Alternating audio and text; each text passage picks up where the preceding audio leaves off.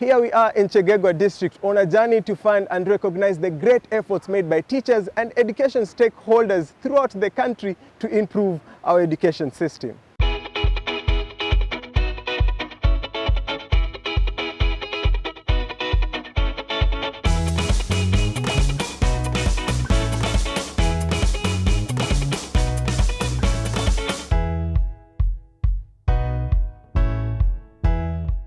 Before starting a CPD session in Kakavara Primary School, CCT Isimbwa George William always visits the head teacher's office. Together they discuss the steps of the upcoming session and see if everything required is in place.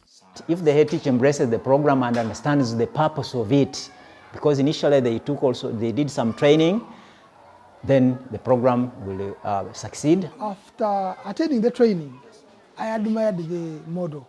When EGRA, a new model came in, I supported them and encouraged them to go for training.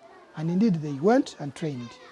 Then secondly, I have routine monitoring and supervision, where they use their blue book.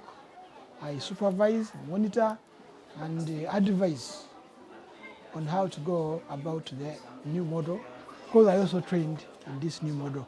I provide enough scholastic materials.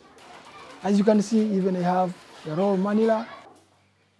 CPDs are part of a larger support and supervision cycle, explains CCT George.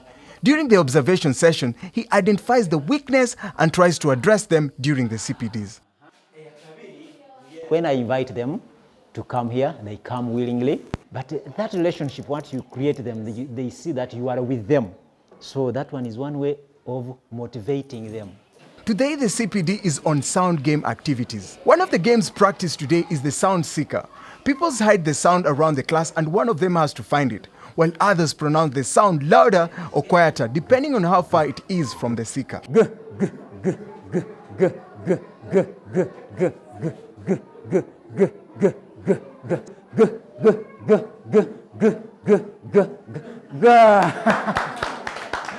He has found it very good.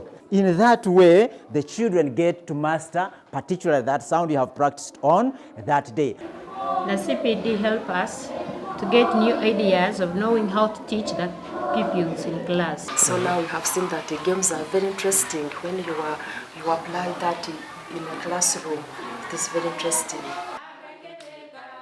Here is another game, the Teen of Sounds. Here, one of the teachers is implementing it during the demonstration lesson.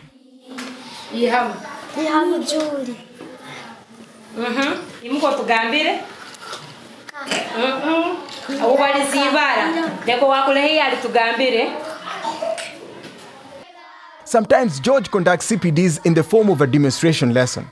I use the teachers that have observed that are doing well. We select a group of pupils from a class.